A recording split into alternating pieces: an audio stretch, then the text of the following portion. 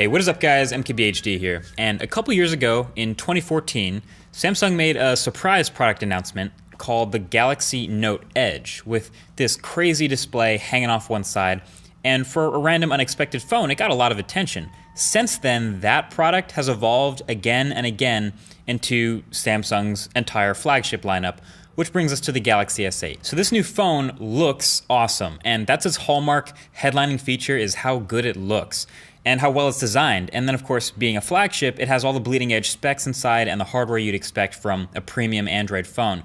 So is this the complete package, like the ultimate smartphone? Almost. It's almost there. So let me start by saying I love this phone's build. Like pretty much everything about the outside of this phone is premium and well built and awesome. The display up front sort of melts over both sides, and it does so smoothly into the back frame, while last year's phone did it more sharply. And if you want to talk about modern or about the future of smartphone design, this year has been a shift to these really tall displays, making these slightly taller candy bar shaped phones. Now the best part of these super thin bezels on all sides is that the footprint of the phone shrinks a lot. So the 5.8 inch and 6.2 inch displays respectively on the S8 and S8 Plus don't feel like huge phones, even though they have huge screens. In fact, the S8 I think is a great size because it's so narrow. I might have big hands, but I think even anyone with regular hands can reach across to the other side of this display. Just maybe not all the way up to the top. And I think the best indicator for this is the fingerprint sensor. Obviously there's no more room to put it up at the front of the phone, so they moved it around to the back, but instead of putting it somewhere in the middle of the back, they put it right up there next to the camera. Now with most back fingerprint sensors, they're a little lower on the phone for reachability. Just the way you hold the phone makes it easier. Now I think the top fingerprint sensor might look a little bit better in some cases, but it is definitely harder to reach. Even with my larger hands, I legit dislike this location. I hold the phone with my right hand, so I'm reaching the maximum distance up and over across the phone, over across the camera with my finger, and often I don't quite make it, or I touch the camera glass instead, or I only partially cover the fingerprint sensor and the reader doesn't unlock, it doesn't work. So this is through a week of using the phone. I'm sure I could get used to it eventually, but for most people this just makes it a two-handed phone, and then you can end up just using the phone with two hands all the time. Now to be fair, the glass over the camera actually does a good job deflecting smudges that come from errant fingerprint unlocks, but honestly a clever way to get past this is with a case, or better yet, a skin actually. So this is the skin from Dbrand, and not only is it better for gripping this all-glass phone, but the tiny depth difference actually lets you better distinguish the fingerprint sensor from the camera on the back. So fun fact, highly recommended.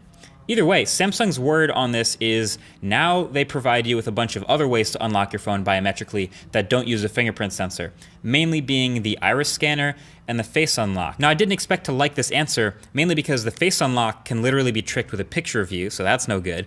And the iris scanner usually requires you holding it up at a weird angle that you don't normally hold your phone, which is a little awkward. But this iris scanner, I think it might have a wider angle lens, or the sensor is improved. Something about it is better because I don't quite have to hold it up at that awkward angle anymore, and it does a pretty good job of unlocking my phone when I'm not like trying to. I set it up, I didn't expect to use it, but a lot of times I just hold the phone up and start using it and it would unlock for me. So that actually turned out to be a pleasant surprise. Either way, aside from the awkward tallness of the phone and the fingerprint sensor, the Galaxy S8 is the best industrial design of any smartphone in a long time in my opinion. Even though there are other phones out now and coming soon that do the tall display, thin bezels thing, you still gotta add on all metal and glass, still has expandable storage through a micro SD card slot, still fully water and dust resistant, IP68 certified, so you can spill water on it and it's cool. It still has USB Type-C with quick charge, still has wireless charging, still keeps the headphone jack, and the speaker is below average and downward facing. It might be the worst part of the phone's build, but that comes with the territory when there's no room on the front and you kind of want to water seal your phone. So back to the screen.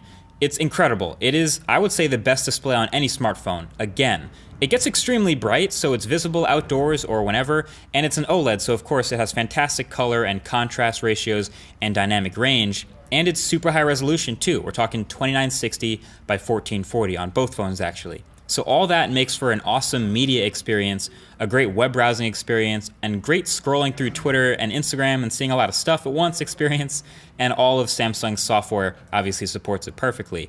Now, not every app in the App Store fills the display right now, right out the box. Like a lot of games especially will have to be updated or may just never fully support that, so you'll either have the black bars on either side or you can punch in.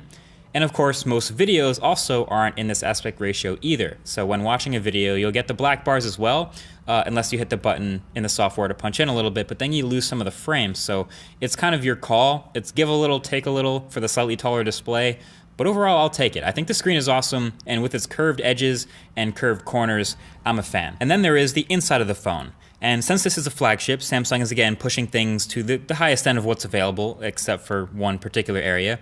But there's some pretty high-end specs in here. Snapdragon 835, Adreno 540 GPU, 4 gigabytes of RAM, at least 64 gigs of storage, which like we said is expandable.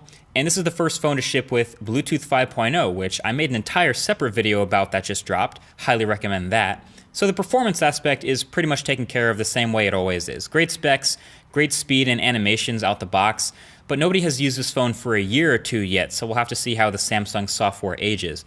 And that's just what it is. It's Samsung software on top of Android 7.0.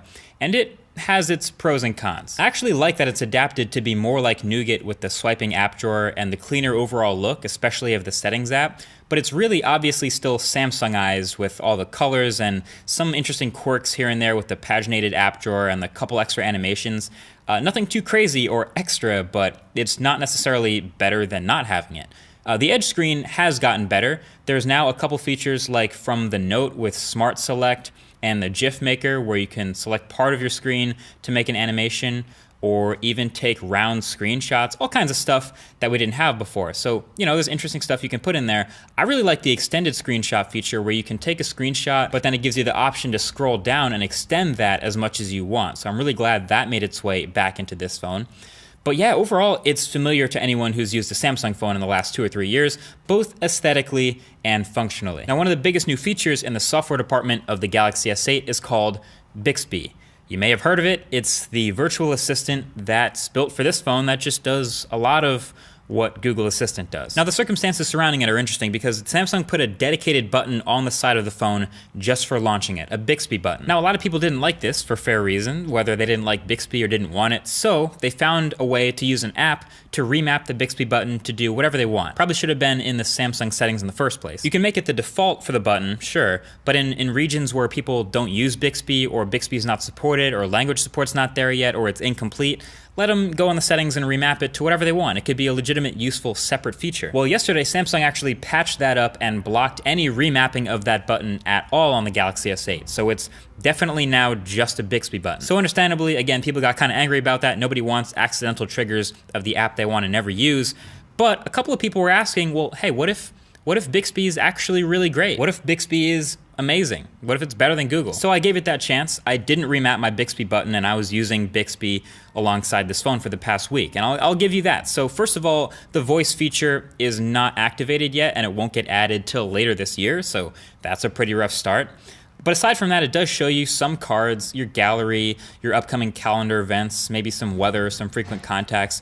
But then that pretty quickly devolved into a bunch of Samsung apps like themes and wallpapers and Flipboard and a bunch of stuff I don't use. So really it's working in catch-up mode to be able to do all that Google does with Gmail and navigation cards and flight status and all that. Now the one place it did do some interesting stuff is in the camera app. In the viewfinder there's a Bixby button that if you press it, it can recognize images in the viewfinder and search for them. Whether it's images or if it's a product, it will get you Amazon search to maybe buy it. I've seen Google Goggles try this a couple years ago, and with Bixby it was about the same, pretty hit or miss.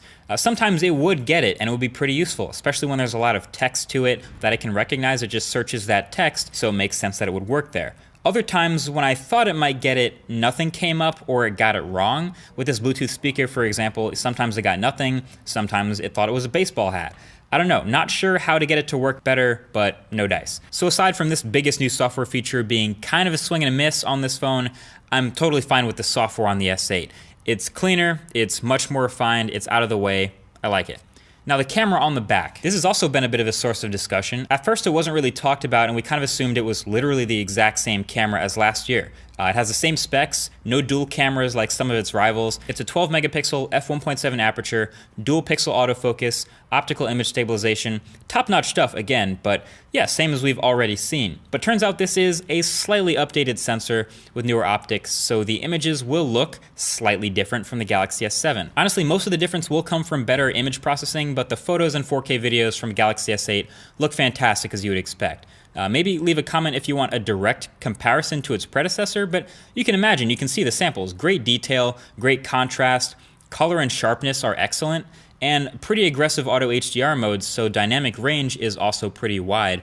Rarely blows out the highlights like a lot of other phones would, so of course it's a pleasure to take photos and videos with such a nice screen as a viewfinder. We often say the best camera is the one you have with you. I think this is no exception with this phone. It'll be one of the best cameras you can put in your pocket again this year. Now, battery life is one area where I would have wanted just a little bit more. Now, this is Samsung we're talking about here, and they just had one of their phones last year literally start exploding when they tried to push the battery to the limit, so I almost can't blame them for playing it safe this year. But yeah, the 3000 milliamp hour battery on the Galaxy S8 I was testing pretty much barely got me through the end of the day, maybe 10% left when I'm done. And to be fair, I'm pretty heavy on it. I use it a lot, bright screen, lots of video watching, taking pictures, etc. for the review. But there are phones with definitely better battery life, as I suspected. The upside, though, is that it charges ridiculously fast. I had a night where I went to sleep with 22%, and I woke up in the morning with 8%. So that's pretty terrible standby time, and I was gonna start the day with the battery dead, but I threw it on the charger for about an hour, left with 100% battery, no problem. So you kind of pick your battles there. Samsung just played it safe with the battery. So at the end of the day, the Galaxy S8 is awesome. And it's so Samsung that this project was born from the crazy like back burner pet project that was the Galaxy Note Edge. And now every phone like this has this crazy Edge display. And I'm glad they keep doing that stuff. And you gotta give Samsung credit for making a phone that can stand out for how good it looks in an era, well, this little mini era where so many phones are accused of all looking the same. This one actually does stand out in a pretty awesome way. And I like that a lot about it. There may be little things you don't like about it, little unmappable buttons, little software quirks here and there. Maybe the speaker's not the best, but as a complete package, this is an awesome phone. I recommend it. I've said the word awesome so many times, you probably can understand that I like this already, and I'd recommend it. I'll have links below for other stuff you want to check out, but that's pretty much it. Thank you for watching. Talk to you guys in the next one. Peace.